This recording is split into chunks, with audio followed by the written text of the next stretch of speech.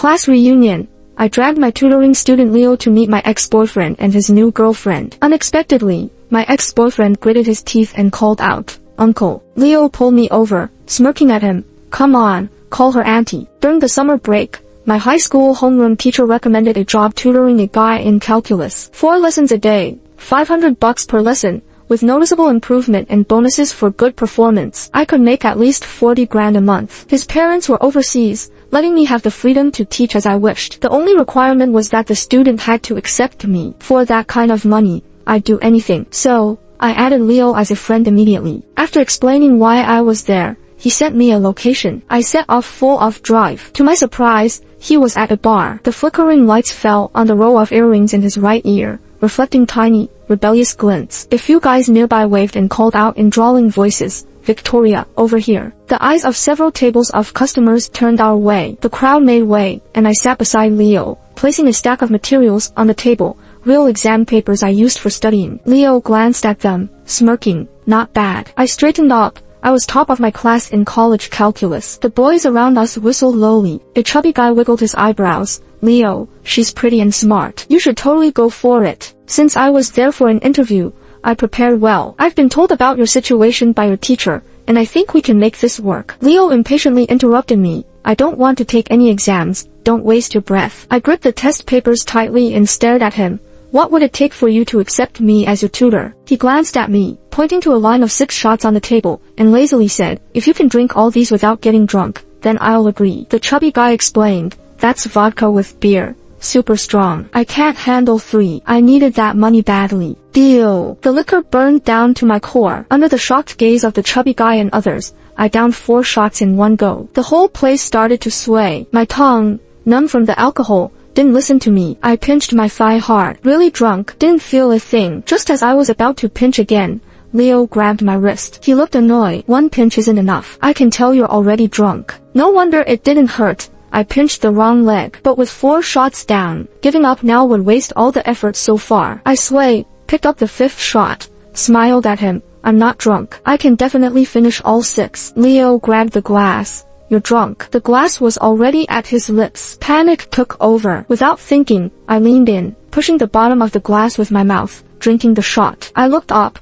realizing our noses were nearly touching. His lips hovered just at the edge of the glass. Everything was blurry, but I felt his intense gaze. I smiled lightly. 1 more to go. I pulled back, reaching for the last glass. Leo snatched it up, drinking it himself. With that money on the line, I couldn't lose. I lunged up, grabbing his face. He leaned back in shock, and I ended up falling on him. I huffed, "That's my drink. You can't cheat." His buddies loudly cheered. The chubby guy shouted, "He hasn't swallowed yet. Hurry and get it back." Dazed by the alcohol, driven by greed, I kissed him hard. Leo's eyes widened, his Adam's apple bobbing as he swallowed the drink. Coming to my senses, I pushed him and sat to the side, covering my face. "Victoria, what are you doing?" After a few seconds of gathering myself, I took a deep breath and called the waiter. "Another shot here." Before I finished, Leo grabbed my wrist. "Enough." "I agree." The diligent waiter brought another shot quickly. Under Leo's intense stare, I downed it all, calmly saying, "A teacher must set an example." 6 shots it is. Leaving their booth, Leo's friends joked, asking if this was his first kiss. Leo, annoyed, told them to shut up. Feeling guilty, I pulled a yogurt from my bag and returned to place it in front of Leo. The kiss didn't count. Have this as an apology. The table was silent for a few seconds before the chubby guy burst out laughing. "Yogurt fits you, Leo. So pure." The boys laughed together. Leo's face darkened. "Victoria." Feeling I messed up, fearing he'd back out, I bolted. Amid the ruckus, I still felt Leo's intense gaze on me. The next morning at 9, I arrived punctually at Leo's villa. He was still asleep. After calling through the door with no response, I twisted the knob and went in, yanking off his comforter. "Get up. It's study time." Sunlight spilled over his tanned skin. Fit and toned, he looked good. Blushing slightly, I threw the blanket back on him. "Why aren't you wearing clothes?" Through the thin blanket, a muffled voice replied, "No one usually comes to wake me up." Embarrassed, I said, "It's class time. Put your clothes on and get up. Don't mess with my money." I tugged the blanket slightly, revealing his face. He squinted up at me, then closed his eyes again, impatiently saying, "Easy. I'll tell my mom you taught me, and you'll get paid." Yawning, he tried to cover his head again. Tempting as it was to earn easy money, my conscience won. Grabbing the blanket, I said, No way. You gotta earn it. Get up now. Leo, annoyed, yanked the blanket hard. I fell on top of him, instinctively placing my hand on his abs. Nice feel. To break the awkwardness, I accused loudly. What are you doing? He sneered coldly. Yelling won't change the fact you're taking advantage. Move your hand, miss. He emphasized miss with bite. I'm only 3 years older than you at most. I stood up, face cold. Call me teacher. He raised his eyebrow. All my teachers are on my hard drive. You sure? I was about to explode. Finally, I got to teach a class, and I asked him to do a test paper, but he constantly needed to go to the bathroom, wanted water, and complained about being hungry. It was exactly like dealing with an 8-year-old. Fuming until noon, I got a call from my best friend Susan. She told me about the class reunion tonight, and William was bringing Monica. The 3 of us were high school classmates. Right after the college entrance exam, William came after me hard, and I finally agreed. But I was very busy trying to make a living for myself. We broke up in just 3 months, and he quickly got involved with Monica. We had even announced our relationship on Twitter back then. Now he's bringing Monica from the next class to our reunion. Just thinking about it made me feel awkward. Susan was furious. That jerk. I'll find you 10 guys tonight if I have to. We can't lose. But where would I find them? Susan got stuck, then suggested, how about my brother? I'll lend him to you if you buy him a set of test papers in return. She suggested her 15-year-old brother in exchange for test papers. Hanging up the phone, I saw a message from William. Victoria, heard from Susan that you are dating someone. Bring him tonight. You said you'd find a guy 1,000 times better than me. I'm looking forward to meeting him. He was so obnoxious. The reunion plan was to have dinner first and then go sing karaoke. Victoria, where are you and your boyfriend? We are all waiting for you. Don't chicken out. I replied, look behind you. As the sun set and night fell, William turned around, and the blinding headlights of a Porsche shone right into his eyes. He squinted to see as the car slid in front of him. I opened the passenger door and stepped out. A bunch of classmates hanging out at the front of the restaurant all stopped and turned to look at me. Back in high school, I relied on scholarships and stipends and even considered organizing a fundraiser to keep up with my studies. In just 2 years, I arrived at the reunion in a luxury car. No wonder everyone was shocked. The smiles on William and Monica's faces froze. After a long pause, Monica forced a smile. Victoria, seems you found a rich boyfriend. No more part-time jobs for you. William looked at me with disappointment and disdain. I didn't think you'd end up like this. Like what? Did he think I became a sugar baby? Just as I was about to retort, someone put an arm around my shoulder. It was Leo. He had parked the car and came over. With a firm pull, I ended up nestled against his chest, my head rubbing against his chin. He took off his flashy sunglasses and flashed a mischievous smile. Sorry to disappoint, but I'm not that old. My family ranking, however, is quite high. William's expression got weird, and he looked like he wanted to leave. Leo's smile deepened. You're not going to greet your elder? By now, classmates were crowding around us. William's face turned all sorts of colors,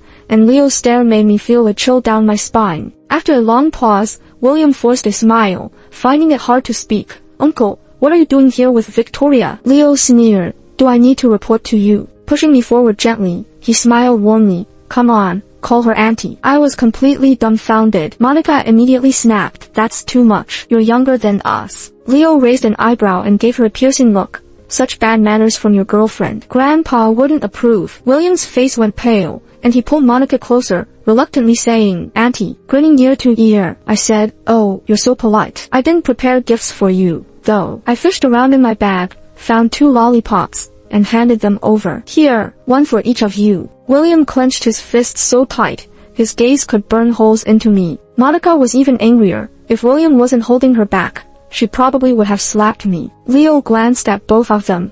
What? Not satisfied with the gifts your aunt prepared? William looked like he could bite through metal, but in the end, he took the candies. A classmate tried to ease the situation. Since everyone's here, let's head in to eat. Susan sidled up to me, her eyes full of mischief. Where on earth did you find such a young uncle? How much did it cost? Not a penny. Susan's eyes lit up. Not a penny. Then that means you finally got smart. Don't talk nonsense. He's my tutoring student. We made a deal. Susan rubbed her hands together. A flesh trade deal. Stop saying that. I glared at her. He's pretending to be my boyfriend. In return, I won't bother him before 11 p.m. Susan looked disappointed. I thought you finally had a clue. This kind of chance won't come around again.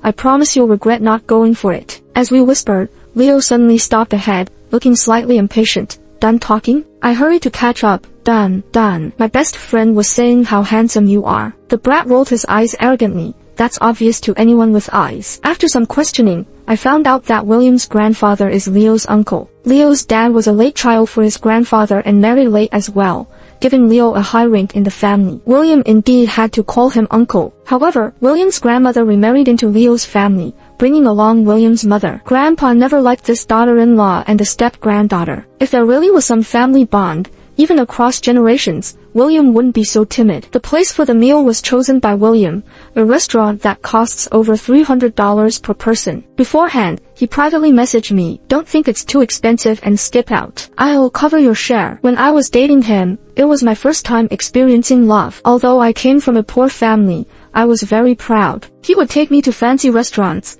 and I would bite the bullet to buy him almost equivalent gifts. I did a lot of research to take him to hidden gem eateries, but he always complained that they weren't clean or classy enough. Later, I confessed honestly that I couldn't afford those restaurants. I remember the look in William's eyes back then, a mix of pride and disdain. That's just normal spending, right? I know you don't have money, so I'll cover it. When you're 18 or 19, your pride is always extremely strong. I walked away, and he then criticized me online for having too many issues despite being poor. I found out he was frequently and flirtatiously chatting with Monica, so I broke up with him. He agreed, and 2 days later, he and Monica secretly announced they were a couple. When we entered the restaurant, William led us straight to a private room, but we were stopped at the door. "Didn't you say you already reserved it?" "How come?" William had mentioned in the group chat that he was a VIP at this restaurant, so we let him handle the reservation. The waiter explained a few things, but William started yelling for the manager. The manager soon came, speaking softly. "Since you're a regular customer, you should know our private rooms are first come, first served. When you called earlier, it was available, but we did remind you to come quickly." William couldn't hold his face and snapped at the manager.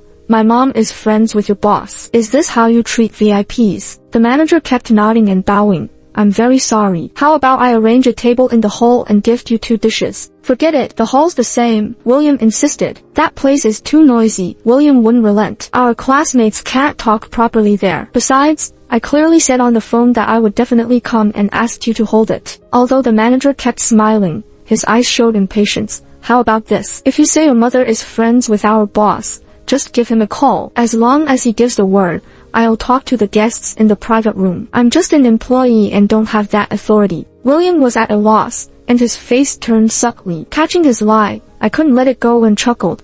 "William, hurry up and call your mom. Have her talk to him." William's face became more awkward. Monica then chimed in. "Victoria, you're the one who was late. If you'd been on time, we would have gotten the room. How dare you now make sarcastic comments?" Leo, who's been chewing gum and enjoying the show, sneered. "The dinner was set for 6:30, and we arrived at 6:26. How is that late? If you all weren't waiting at the door to show off in front of Victoria, would the room have been taken?" Susan laughed softly and said under her breath, "Yeah, you tried to show off but ended up getting shown up, and now you're backpedaling." Everyone tried to stifle their laughter as William's face turned green and pale. Monica yelled angrily, "If you're so capable, then get us the room." Leo leaned towards my ear, his voice low and alluring. "Watch how I make this happen for you." He took out his phone and made a call, said a few words, then handed the phone to the manager. The manager bowed more. "All right, I'll arrange it immediately." He respectfully returned Leo's phone with a bright smile. "Mr. Leo, the boss said to take you to the 3rd floor." William hesitated. The rooms upstairs have a minimum spend of $10,000. There were 25 people at this gathering, each paying $300 for the meal. William had earlier said any extra cost would be covered by him, and any leftover money would be refunded. Clearly, going upstairs exceeded his expectations. The manager smiled. "The boss said it's rare for Mr. Leo to grace us with his presence. This meal is on the house. Feel free to order whatever you like. Let me take you up." Everyone gasped softly. The 3rd floor private rooms were indeed the finest, with understated elegance where everything exuded luxury. The paintings on the walls were all originals. Classmates all took out their phones, preparing to post on Twitter. The manager brought menus, and everyone ordered conservatively. William, however, shamelessly ordered the most expensive dish,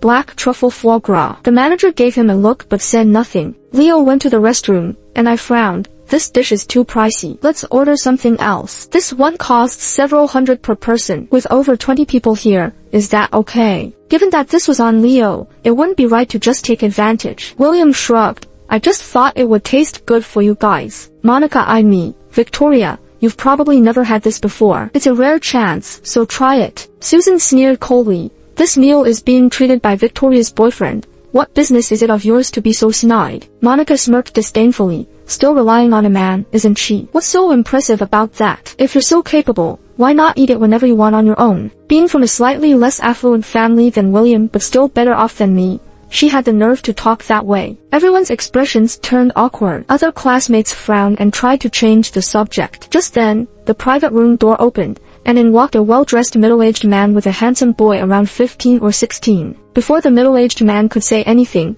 the boy spotted me and his eyes lit up as he walked over quickly. Victoria. The middle-aged man, noticing me as well, froze before snapping the boy lightly. Be polite, call her Miss Victoria. The boy scratched his head, eyes bright. Miss Victoria. Stepping forward, I stood on tiptoe and measured. Mike, you've grown taller. How's school? Did you buy those practice tests I sent you? Uncle John has sharp ears. What test papers? Mike's smile disappeared and he gritted his teeth. You mean these? I explained to Uncle John. I was tutoring a high school freshman before and found some good practice papers, so I asked Mike to do them. Looks like he's been slacking again. Mike's ears turned red, and he glared at me angrily. Uncle John gave him a look and said, Exactly. Ever since you stopped tutoring him, he's gotten lazier and his grades haven't improved. If it wasn't for you, this brat probably wouldn't have even made it to high school. He turned to the manager beside him and said, Give Miss Victoria a gold card later. Victoria, just treat this place like your own cafeteria.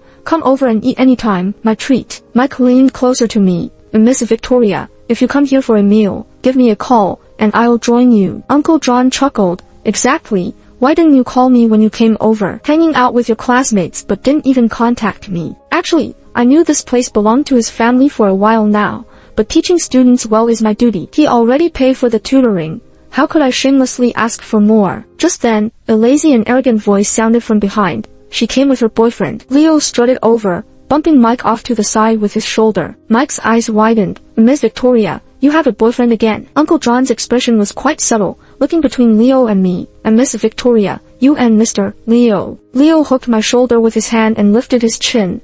That's right, John. As you can see, I have forgotten about this. I hope Uncle John doesn't tell Leo's parents. Everyone in the room was staring at me, making it hard to deny. I chuckled. We just got together not long ago. Mike's eyes, which had been bright, dimmed, and he snorted coldly. And Miss Victoria, I guess you still haven't had enough grief, getting dumped and crying before. I jumped up and covered his mouth. What nonsense are you talking about? If he says in front of the whole class that I cried over William before, that jerk William would brag for 10 years. Mike's Adam's apple bobbed and he stared at me steadily. Leo, looking annoyed, pulled my hand down. Did you wash your hands before touching someone's face? Mike stammered. No, it's fine. Uncle John asked about Leo's parents and then told everyone that dinner was on him and prepared to leave the private room. Mike looked at me reluctantly. Miss Victoria, can I stay and eat with you? Leo declined immediately. No, this is a classmates gathering. You should go do your homework. Uncle John dragged Mike away. If you want to ask Miss Victoria about study tips, you can arrange another time. Mike grumbled softly. I'm not talking about studying. Eventually, he got dragged away. This kid, after 2 years, only grew taller. His brains and temper seemed unchanged. As I watched them leave, Leo sneered. You don't even let underage kids go. I glared at him and whispered, we just have a pure teacher-student relationship. Leo raised an eyebrow, smiling slightly. I continued, just like with you. He glanced at me, smile freezing, then sneered. No need to remind me, don't worry, you're not my type. Susan laughed suggestively. You too, be mindful of your behavior. Flirting should have its time and place. Consider our feelings as single people. Leo pulled a face. We are not flirting, actually, Victoria is mine. I quickly covered his mouth, winking at him facing the group. With his eyes downcast, he eyed me quietly, then suddenly, his tongue lightly brushed my palm. That feeling was like electricity shooting from my feet to the top of my head. I instinctively drew back my hand and rubbed my palm on his clothes vigorously. What's wrong with you? My hands aren't washed. He tilted his head and smiled charmingly. What a coincidence, I hadn't rinsed my mouth. Just then, the waiter started serving food, and I quickly scooted back to my seat. A while later, the manager came in with a tray, holding a gold card. I refused to accept it, but he looked troubled. Miss Victoria, our boss specifically instructed me to make sure you take this card. Please frequent our restaurant. If you don't accept it, I can't explain myself. After several refusals, I figured I'd take it and just not come back. so I accepted it. As the manager left, Susan laughed. This gold card was earned by our Victoria herself. Monica clutched her utensils tightly and shot William a fierce look. Try this one. It's another specialty of theirs, Monica said through gritted teeth. It's not like I haven't eaten it before. Let Victoria try it. William, for some reason, spun the table and brought the dish in front of me. Victoria, give it a taste. Monica was so angry her nose almost went crooked. Besides the dishes we ordered, the manager also sent over a few extra ones. This dinner was all about eating, chatting, and taking photos. After finishing,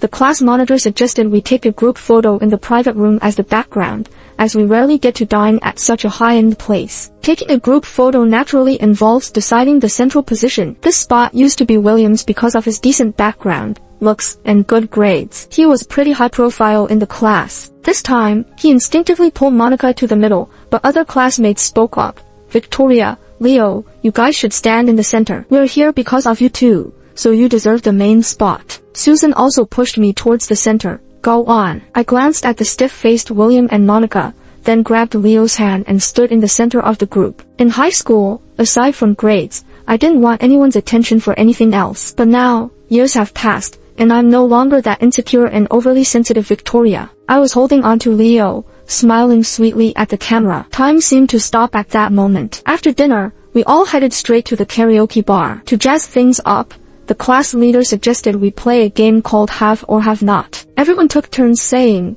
I have done something, and those who hadn't done it had to drink. People said all sorts of things, like I've had an appendectomy, I've been dumped, I've been to a concert, and so on. Then it was William's turn. By then, 20 people had already spoken. There wasn't much room to maneuver. In the dim, flashing lights of the karaoke bar, he glanced up at me. I had a bad feeling, and sure enough, he said, I've met my ex's mom. All eyes turned toward me at once. The lively atmosphere suddenly went quiet. My hand trembled a bit, spilling a few drops of beer on the table. I grew up without a dad, and my mom passed away during the second semester of my senior year of high school. Everyone in the class knew about this. The teacher even wanted to organize a donation for me back then. Everyone tried to laugh it off, sipping their drinks. Only Leo held his glass thoughtfully, looking at me. His turn was next. With everyone watching, he turned to me and smiled, then slowly spoke. My girlfriend has met my parents, and they really liked her. The room went silent again. Wow, Victoria, not only did you snag a junior, but you also impressed his parents. Cheers to that. Actually, Leo cut me off,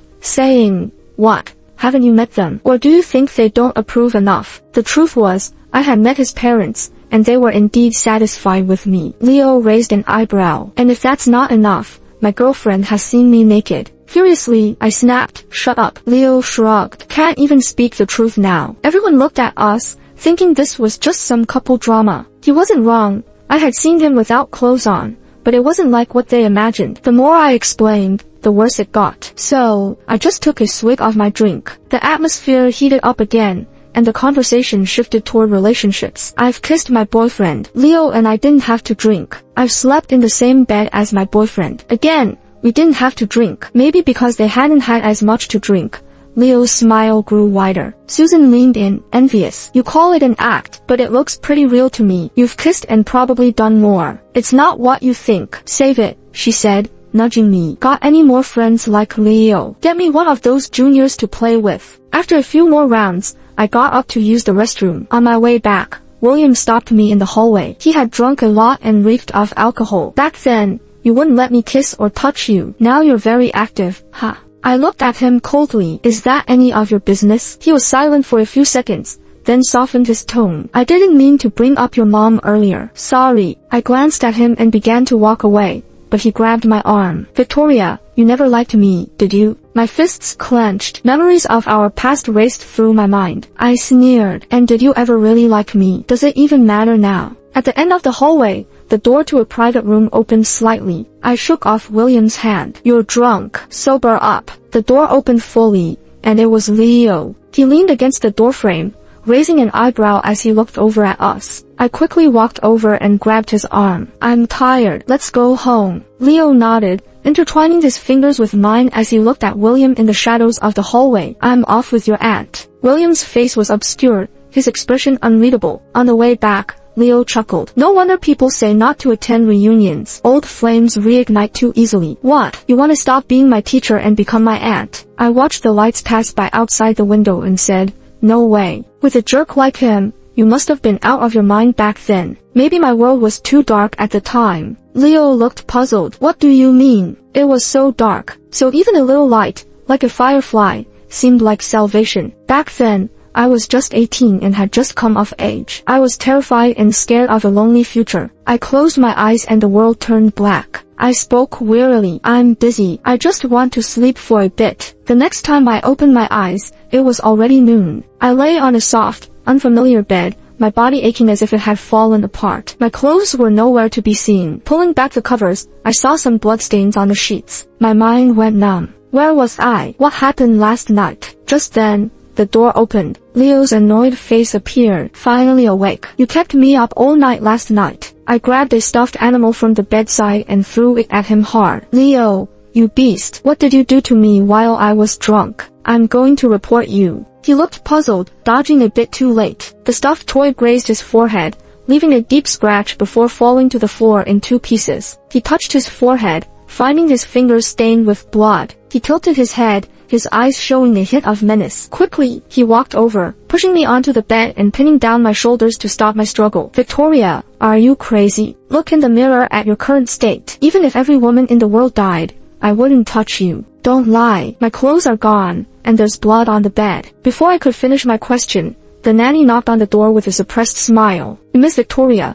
your clothes are clean now, and here's this. She handed me a pack of tampons. Miss Victoria, you drank too much last night. You stripped yourself, and I couldn't stop you. Leo wasn't in the room at the time. I wished I could disappear into the ground. After dawdling for half an hour, I left the guest room. Leo was downstairs having breakfast, and the wound on his forehead had stopped bleeding, leaving a dark red scab. Seeing me come down, he raised an eyebrow and gave a chilly smile. Auntie, get Miss Victoria a bowl of mung bean soup to cool her down. The nanny looked at me, suppressing her laughter. Better give her some brown sugar water. Girls shouldn't have cold drinks at this time. She made me a bowl of brown sugar egg soup. I bowed my head low. Sorry, I blacked out from drinking and misunderstood you. Does your head still hurt? Leo leaned his forehead towards me, pointing at the wound. You tell me, does it hurt? Feeling guilty, I awkwardly laughed. I was muddle-headed then. After all, I haven't. I thought. Do you need to clean the wound and put on a band-aid? He leaned back, casually saying, I don't know how. I smiled and offered, let me do it. The nanny had already prepared the first aid kit. I took out a cotton swab, dabbed it in iodine, gently softened the scab, then disinfected the wound, and finally put a big band-aid on it. Leo wasn't pleased. It hurts. Be gentle. I was being very gentle. I couldn't believe a man could be this afraid of pain. But of course, I didn't dare say that out loud. Finally, it was done. He took out his phone to check and frowned. Ugly as hell. I looked at it and said, it's fine. I think you look more handsome, like a character from a comic book. He raised an eyebrow at me, half smiling. More handsome than me. Just a moment ago he said it was ugly. He put his phone away and got serious. Now let's talk compensation. The figure you broke. I bought it in Japan last year for 13,800. My mouth dropped. That expensive? He let out a cold laugh. Want me to find the receipt? No need. No need. I waved my hands weakly. Can you deduct it from my salary? Leo waved his hand grandly. Fine. Over 10 grand, gone in an instant. After breakfast, it was time for class. Leo rubbed his forehead. What did you say? I feel dizzy. Can't hear you well. My eyes are blurry. Can't see the questions clearly. Did you give me a concussion? What's going on? My head is buzzing. I knew misunderstanding him and hitting him was my fault, but at this moment, I was barely holding back my anger. He was the hardest student I've ever taught. I needed the money, so I endured. After 3 classes, I packed up quickly. Leo grabbed my wrist. In such a hurry to leave? I have another job, almost late. He smirked. You're really obsessed with money. I paused while putting on my shoes, looked up, and smiled at him. I have to support myself, unlike you, who has everything handed to you. Leo avoided my gaze,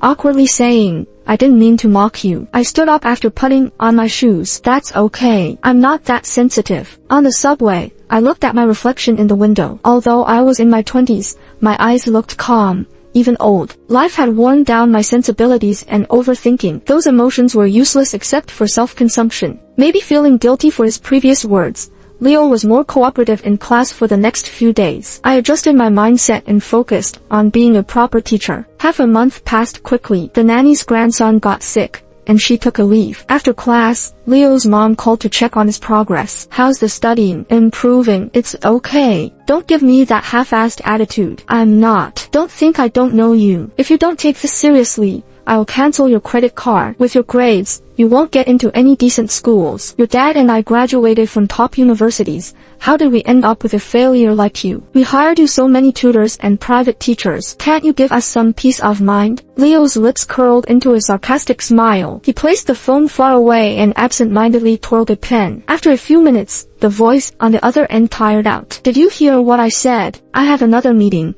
Need to go. Wait, Leo called out. Anything else? There was a brief silence. It's your birthday today. I transferred you some money. Get yourself something nice. Don't hang out with those losers. They're not in your league. The call ended, leaving only the beeping sound in the vast room. A few minutes later, a delivery arrived with a cake. Leo thought it was from his mom, but it turned out to be from the nanny. Even while caring for a sick grandson, she remembered his birthday. Leo opened the box and scooped a chunk of cream with his finger, tasting it and scoffing. Too sweet, disgusting. His eyes were red at that moment. My phone buzzed. It was my part-time manager. Victoria, it's the weekend, and we're busy. Can you come in early? Leo scooped another piece of cream. The white cream on his fingertip looked like a giant tear. He didn't look up, speaking softly. Go. Make your money. It's the most important. I asked, aren't you going to hang out with friends? They're all on vacation.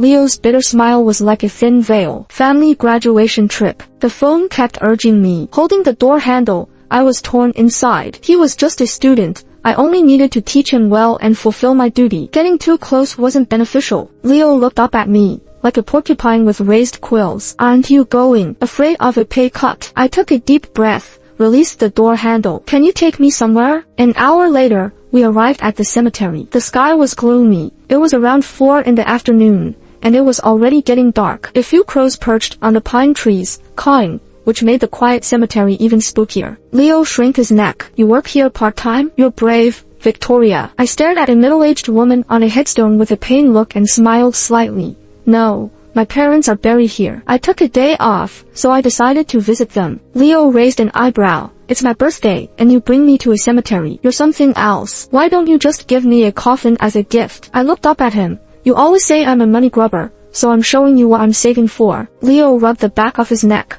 So what are you saving for? To buy yourself a burial plot? He looked at me like I was joking. I'm an orphan now. No parents, no relatives. I smiled. If I suddenly die like my mom did, I might not even have someone to take care of my body. So I want to save money to buy a burial plot here so I can be buried with my parents. The setting sun pierced through the clouds, shining straight into my eyes, making tears well up. Weren't you curious why I accepted William? When my mom died, it was him who skipped school to help me cancel her ID and bank accounts. I paused. He also said he'd be my family from then on. I believed him. He was sincere when he said that. I trusted him and wanted to protect him too. At that moment, he was the only straw I could grasp in my endless deep sea. But young hearts change, and I never really learned how to love. Leo's Adam's apple bobbed heavily. After a long silence, he said hoarsely, Victoria, from now on, don't. I interrupted him quickly. Don't say it. Don't make promises lightly. If no one ever promises me anything, I can walk through this world alone. I'm already used to it. But once I've seen the light, once I've tasted love, I'm afraid I won't be able to endure loneliness again. Leo clenched his fists tightly, veins bulging on his neck. It seemed to take a lot of effort for him to swallow back the words at the tip of his tongue. The sunset faded, leaving only the afterglow. My eyes didn't sting as much anymore. I smiled brightly at Leo. When I used to be really sad, I'd go look at people who were worse off and remind myself that I'm not the unluckiest one. Compare yourself to me, and you'll see how blessed you are. I stood on tiptoes, plucked a green pine branch, and handed it to him. Leo, happy birthday. Wishing you health and longevity. He took the pine branch and slowly smiled. Thanks, I feel a lot better now. On the way back, he got several calls. They were from the guys, and his 80-something-year-old grandpa, asking him to come back home for dinner. They had a big meal prepared. City lights flickered on. I stretched my hand out of the window, light streaming through my fingers. I smiled and said, you see, you think there's an endless night ahead,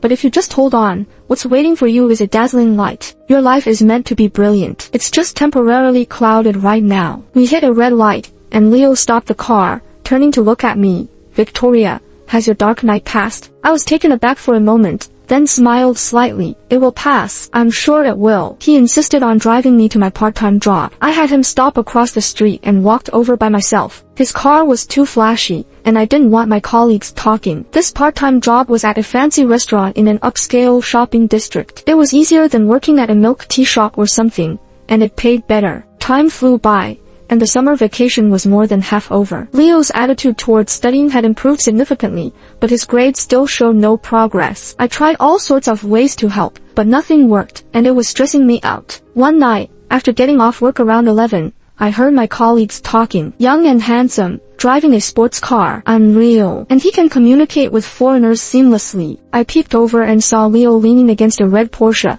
talking to a blonde, blue-eyed guy. It looked like he was giving directions. I couldn't hear them from a distance, but from his mouth movements, his pace was slow but steady. I raised an eyebrow. Seriously, all those days practicing English with him, he couldn't speak a single fluent sentence. They finished talking, and the foreigner waved goodbye. I walked out from behind a pillar and gave Leo a mischievous grin. He visibly panicked. He jogged over, pulling a forced smile. Weren't you supposed to get off at 11? My colleagues gave me knowing looks and smirked as they walked away. I approached Leo, and he opened the passenger door for me. Let me drive you home. It's not safe this late. I glanced at him, bent down to get in, and buckled my seatbelt. There was a crystal ball with a green pine branch inside on the dashboard. Leo explained sheepishly. I had a birthday gift turned into a preserved flower. Do you like it? I responded faintly, hiding my thoughts. I had a million questions but held back. If I let it all out now, he'd probably have some excuse ready. I kept a stern face the whole way, while Leo kept glancing at me, looking unsure. With fewer cars on the road at night, we reached my apartment quickly. I thanked him and opened the door to get out. Before I could step out, Leo grabbed my wrist. Victoria, don't you have something to ask? Call me Miss Victoria. He straightened up. Miss Victoria. I looked at him sternly. I'm waiting for your explanation. I don't want to go abroad. I don't want my life controlled by them. So you pretended to be a bad student? Anger flared up in me. While I've been painstakingly explaining things to you, starting from the most basic pronunciation, were you laughing at me inside? I wasn't. You taught earnestly, never half-heartedly. I truly admire you. He clenched his fists. I just didn't want to give in to them. I raised my voice. So you're gambling with your life. Do you know how many people would die for the chances you don't care about? Do you know I stay up until 1 a.m. preparing lessons after work every day just to help you improve your grades? You don't need a teacher. I'll call your mom tomorrow and explain everything. I swung open the car door and started walking quickly towards the apartment complex. Leo caught up and hugged me tightly from behind. Victoria, you're not calling my mom. I took a deep breath. Leo, you're crossing the line. Let go of me. Unless you promise me you won't quit. I can't take this money. If I could really help him soar, I wouldn't mind asking his mom for $200,000. I'd have a clear conscience. But even for $20,000 now, I don't feel right. I struggled to break free, but he held on tighter. The summer heat was oppressive, and the night breeze felt like fire against my face. Both of us were drenched in sweat from the back-and-forth struggle. Leo was desperate and shouted, Victoria, don't you get it? I don't want to go abroad. I don't want to fulfill their wishes. I can't bear to leave you. I froze. The air was still for a moment. Sweat dripped off my chin, landing on the back of my hand, drawing me back to reality. I swallowed hard and said firmly, Leo, I'm your teacher. Victoria, I'm your teacher. I took a deep breath and continued softly, I won't date a student. I lost my dad when I was young. I like mature and steady guys. Leo stiffened like a statue behind me. I sighed deeply.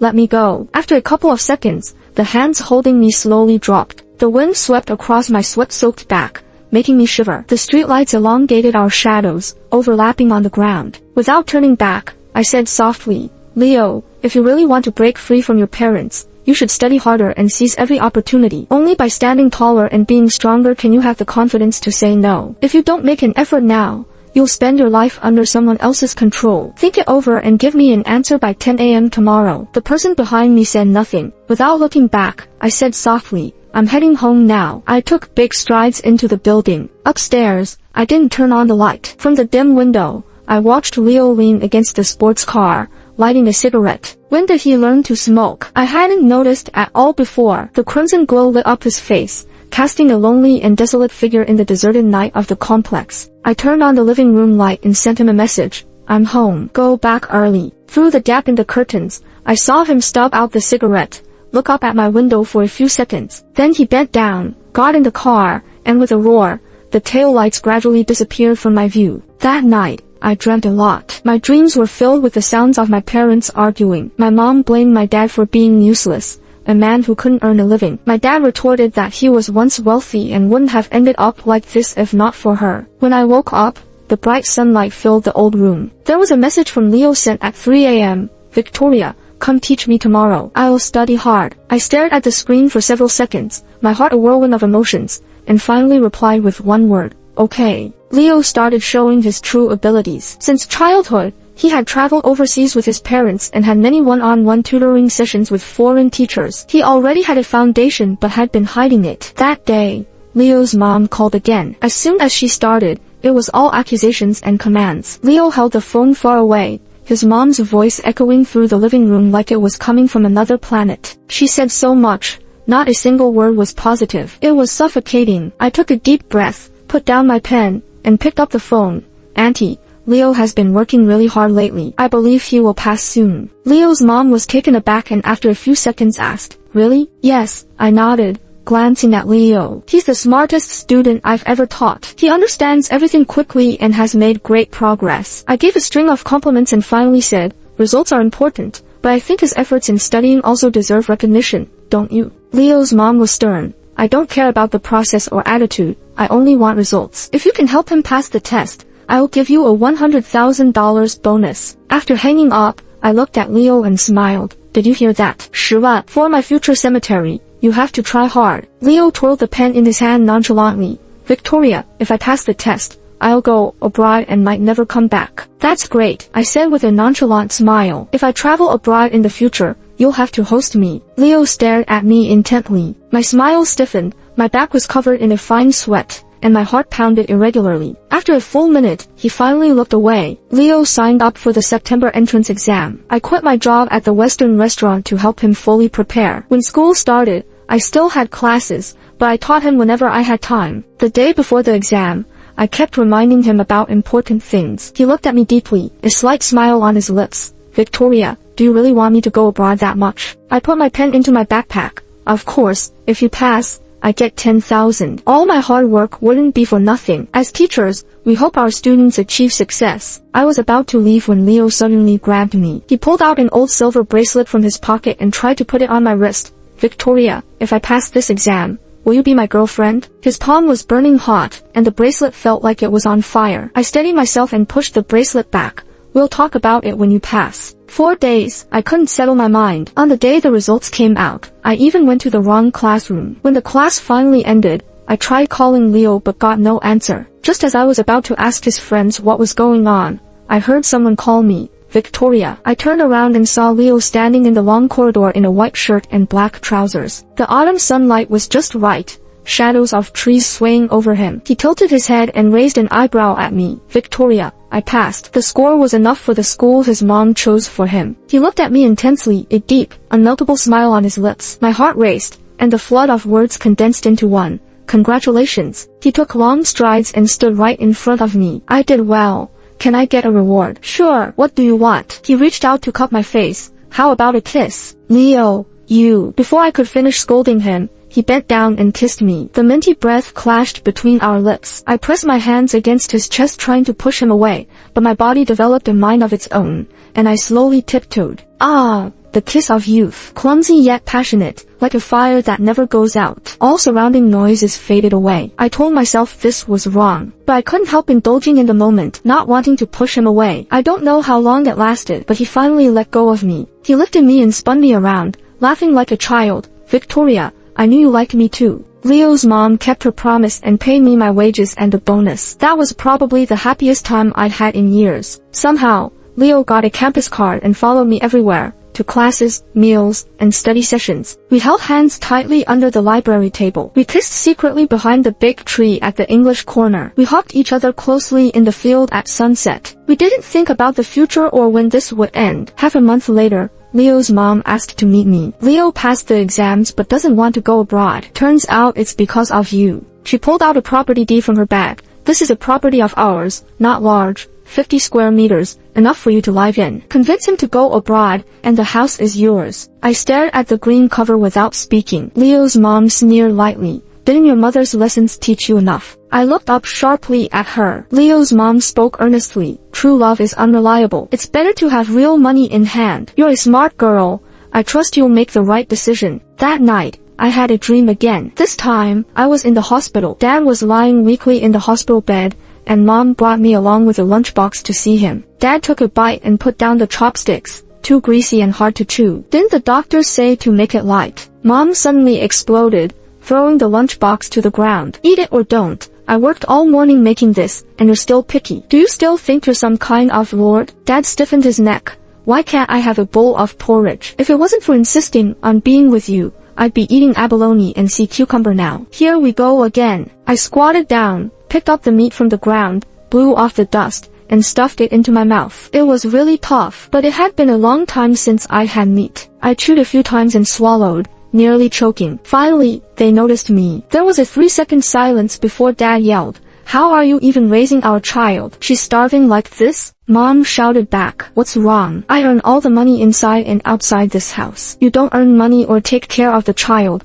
and now you're criticizing me." I picked up another piece of meat to eat, but they both slapped me. The meat fell to the ground. Mom stomped on it. "Are you starving, you little ghost?" It took me a long time to wake up from that nightmare. Today was the weekend, and I had planned to meet Leo. I dressed up carefully, and when Leo saw me, his eyes lit up. We had planned to go to the amusement park, but I changed my mind. "Leo, listen to my plans today, okay?" He spun the key and smiled warmly. "Sure, not just today. I listened to you for a lifetime." "No car today. Let's take the subway." After more than an hour on the subway, we arrived at the largest clothing wholesale market in the east of the city. I took Leo to shop from store to store. "This one, how about 50? The lowest is 60. I pulled Leo out. Leo took out his phone. "60 is cheap enough. If you like it, I'll buy it for you." I shook my head and went to another store, again saying 60. This time, the owner said 55 was the lowest. I pulled Leo out again. We went to 5 stores before finally getting that piece of clothing for $50. I spent another $50 to buy Leo a shirt. "Do you like it?" He smiled and took off the 1,000+ t-shirt he was wearing and put on the shirt I bought him.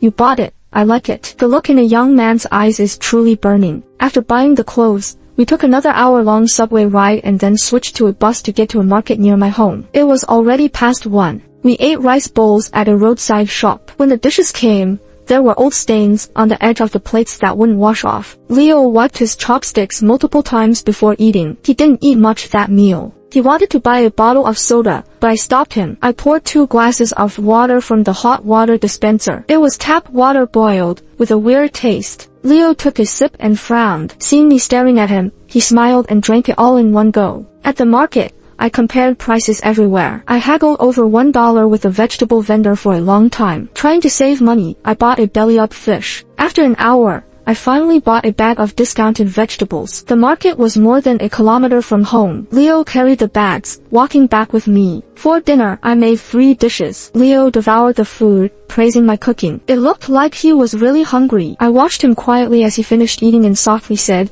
"Leo, you should go abroad." His utensils clattered on the table, veins bulging on his neck. "You did all this today just to push me away. Do you find today's life tiring?" "No, it's quite interesting." I played with my rice. "If you lived like this every day, would you still find it interesting?" "Yes." Leo gripped my hand tightly. "Only with you will I be happy every day." My eyes started to water. My dad's family used to be rich too, but he fell in love with my mom and cut ties with his family for her. At first, they were very happy, right? But my dad aimed high and couldn't make money. Our living depended solely on my mom. Slowly, they started to argue and blame each other. My childhood was spent amidst their arguments. Leo held my face. "I'm not like your dad, trust me." I smiled. "I trust you. I trust your love now, pure and true." "But Leo, life is harsh. Have you thought about what you'll do if your family disowns you? You're only 19, you have no degree. How will you live? Deliver food, be a waiter, haul bricks at a construction site?" Leo kissed my forehead,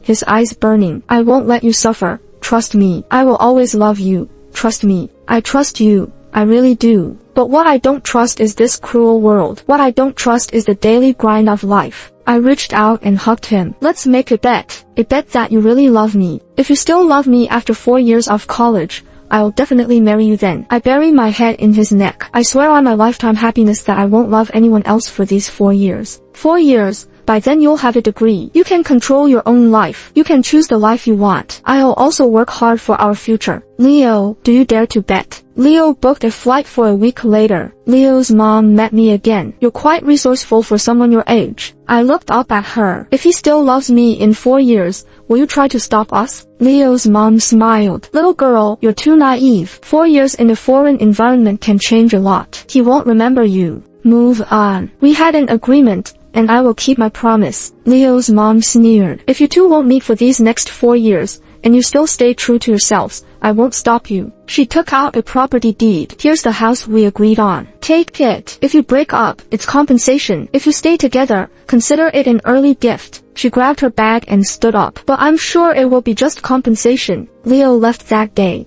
and I didn't see him off. I was afraid I'd cry or change my mind. His flight was at 10. At 9:50, I got his message. Victoria, wait for me. It's just 1460 days. It will pass quickly. Victoria, I love you. Epilogue. A month after Leo left, I got a call from the cemetery. They said I needed to sign some additional papers for the plot I bought. But I hadn't bought one. The person on the phone was quite certain, so I had to visit the sales office. It turned out Leo had used his personal savings to buy it for me, and it was a double plot. Victoria, whether in life or death, we will always be together. You will never be alone. Wasn't he worried that I'd end up lying there with someone else? I was doing very well academically. A very accomplished mentor in my field was urging me to do my graduate studies with him. He said he could give me a $3,000 monthly stipend and recommend me to the best companies afterwards. I declined. I needed to work hard and make more money. If there ever came a day when Leo really fought his family for me, I didn't want to end up presenting him like my mom did with my dad. Susan gave me a loud earful. Are you crazy? This is such a great opportunity. In the first year, Leo and I kept in close contact. He said he found it hard to get used to the pace of life abroad and often mentioned how much he missed me. In the second year, his social media started to fill up, and there were some blonde, blue-eyed girls appearing. We still communicated frequently though. In the third year, I got a promotion, and work got busier. We had a time difference between us, and our contact gradually decreased. In the fourth year, he became busy with graduation, and I was busy making money. Sometimes late at night, I would scroll through my phone and realize we hadn't had a deep conversation in a long time. Would he come back? Did he still love me? Susan had dinner with me and her fiancé. While her fiancé went to the restroom, she asked, Leo graduated, right? Did he say when he's coming back? His graduation was last month, I replied while sipping my coffee. I didn't ask him. Susan's tone rose sharply. You didn't ask. You've been single for 4 years, and now at this crucial point, you didn't ask? His graduation was last month. If he hasn't mentioned coming back by now, have you considered that he might never come back? I shrugged and smiled. Then he won't come back. I've long prepared for that possibility. Susan poked my forehead. Stop putting on that calm and collected act. 4 years. You've wasted 4 years. You've been working your butt off to make yourself more outstanding, just to narrow the gap between you two. Whether it works out or not, you deserve an answer. Outside, the white clouds were nice, and across the street, a young couple was sharing an ice cream, taking turns with each bite. Leo and I used to do the same. We could have had one each, but he always bought a double scoop, fighting with me to eat from it. I chuckled at the thought. Actually, I should thank him. Without him, I wouldn't be who I am today. Do you know I'm the youngest person at my level in our company? Susan sighed, exasperated. You're something else, still thanking him. He loved me earnestly, and I loved him earnestly too. Isn't that good enough? Time and distance defeated us. It's okay. I was ready for it. That night, I dreamed. In the dream, the fish on the table was eaten down to just the head. Leo held me tightly and solemnly said, I will love you forever. When I woke up, my pillow was wet. Forever is so long. I woke up late and was late for work. My colleagues were buzzing with excitement, giving each other knowing looks. Boss, a super handsome guy joined the development department. That face, that waist, that butt. It's out of this world. The office was full of groans. Everyone banged on their desks. Why did he make a move so quickly? Finally, someone who makes us feel something, and now we're back to being single again. I took a sip of my coffee and smiled wryly. These women clamor for a man every day, but when it comes to real dates, they all chicken out. Around 10, Emily came running in. The second department head is bringing the new guy over. They'll be here in 30 seconds. Everyone get ready. Chaos erupted. Some touched up their lipstick. Others fixed their hair. A male colleague, dripping with sarcasm, "The guy already has a girlfriend. You all dolled up. It's not right." Everyone yelled in unison, "Shut up." A minute later, a long hand grasped the doorknob. Inch by inch, it pushed open the heavy frosted glass door. A composed man stood at the door, smiled brilliantly at me through the crowd of onlookers. "Hello, I'm Leo, the new guy from the next department. Please take care of me."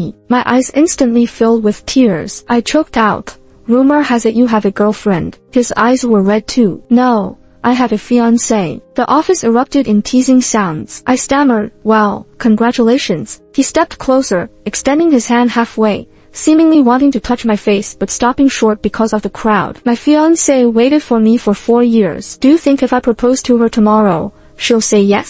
My tears flowed freely. "Yes, of course, she will." Leo's mother had changed her mind, still not agreeing to our relationship. But Leo was no longer that 18 or 19-year-old relying on family for everything. He had grown up. He could support himself and protect me. The old house I lived in was demolished, and along with the money I saved these years, we put a down payment on our home. Leo jokingly called himself a man who lived off his woman. Leo's mother couldn't financially control us, and with Leo's grandfather's health deteriorating, to get a bigger share of the inheritance, she finally relented. Leo took me to meet his grandfather. Surprisingly, his grandfather liked me and personally set the wedding date. Despite his initial disapproval of William's grandma remarrying into the Leo family, it showed he wasn't a completely inflexible person. William attended the wedding. He had long broken up with Monica and had been in and out of contact with me over the years. After toasting the guests, I went outside for some air and found him smoking in the hallway. Upon seeing me, he immediately stopped out his cigarette and smiled. "Never thought you'd really become my aunt." I had already moved on. "You'll find your happiness too, Victoria. If I were more mature then, if we had met later." I shook my head. "William, it would never have worked. Even if we were together, you would never have really respected me. Now it's just that I found someone better and you can't reconcile that within yourself. Anyway, thank you." When I was at my lowest, Victoria reached out a hand to help me. Even if it was a brief and small gesture, I'll always remember it. I am very happy. I lifted my long wedding dress and smiled at Leo. "I wish you happiness too."